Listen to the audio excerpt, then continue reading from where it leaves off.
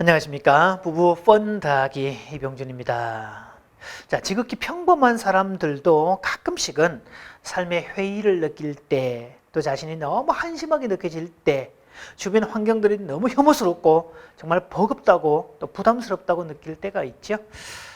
자, 지극히 평범한 이제 50에 들어선 한 남자가 있었습니다. 정말 성실 그 자체의 회사원이었지요. 회사에서는 성실하고 또 인정받는 사람이고 집에 오면 남편과 또 아버지 역할로 참 괜찮은 사람입니다. 근데 이분에게 갑자기 삶에 대한 심각한 회의감이 밀려듭니다.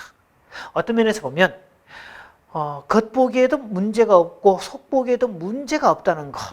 자, 이게 오히려 더 큰 문제가 되는, 사실 아무런 문제가 없다는 게 그게 너무 불편한 그런 사람이었는데요.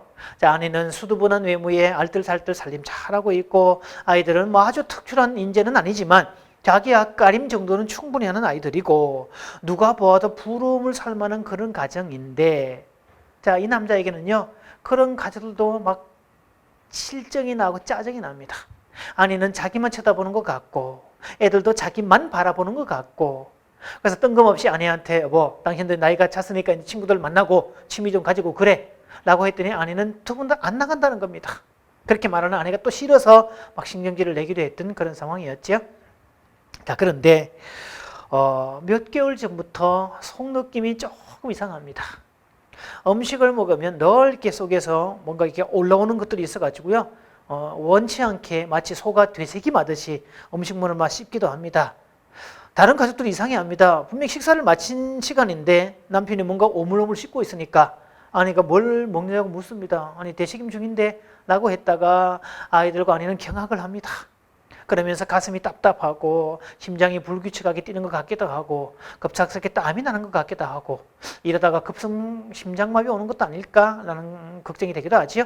식욕도 떨어지고 소화도 안 되는 것 같고 배변 활동도 시원찮고 변을 볼 때도 늘 잔변감이 남아있고, 그리고 색깔도 영 거무튀튀하고 냄새까지 지독합니다. 아무래도 틀림없이 심장계통이나 위장계통에 아마 큰 병이 온 것 같아서 덜컥 심장이 내려앉습니다. 어느 날 갑자기 진짜 치유 불가능한 병이 찾아온다면 어떻게 될까? 라는 생각을 해보니까요, 갑자기 앞이 캄캄해지고 어둑어둑해집니다. 이대로 삶을 마감한다면 어떻게 될까? 정말 큰 병이라고 생각하니까 겁도 나지만 그동안 나타났던 그 소소한 증상들이 그 큰 병이 맞다고 증명해 주는 것 같아서 더 무서워집니다.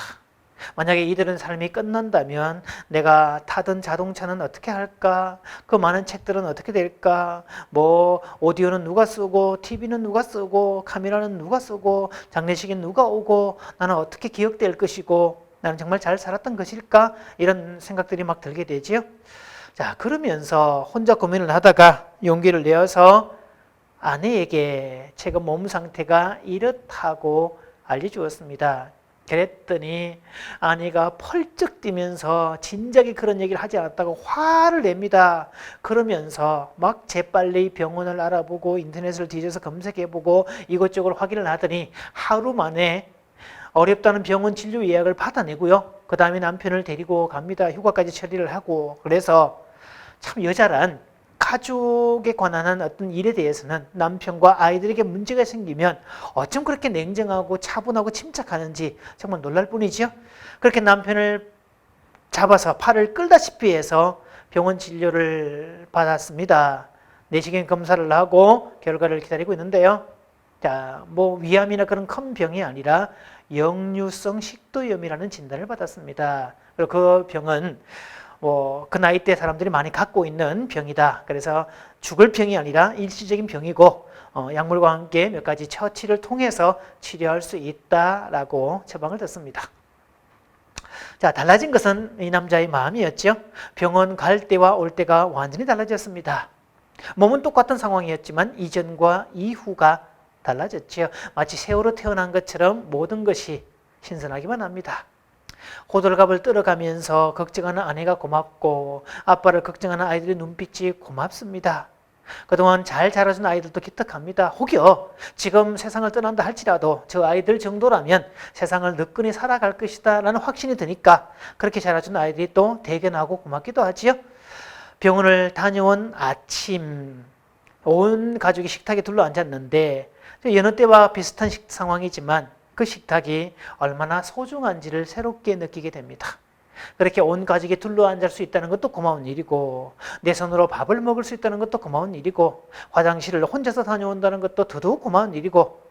자, 그래서 내가 무슨 자아 실현을 하겠다고 휴가를 내서 어디 먼 곳을 템플스테이를 댕겨 오거나, 아니면 몇 개월 휴가를 받아서 저 인도 같은 데 가서 수행을 하고 오거나, 아니면 정말 스님들처럼 머리 깎고 산에 들어가거나, 그렇게 해서 자아를 찾는 것도 중요하겠지만, 어쩌면 진짜 자기를 찾는 것, 진짜 자기 진아를 찾는 것은 매일매일 일상이 아닐까 하는 생각을 해봅니다. 따라서 매일매일 지나가는 일상에서 진아를 발견하는 사람, 이 사람이야말로 진짜 도를 아는 사람일 겁니다. 그래서 우리도 매일매일 지나가는 일상에서 진아를 찾는 그런 주인공이 되었으면 좋겠습니다. 감사합니다.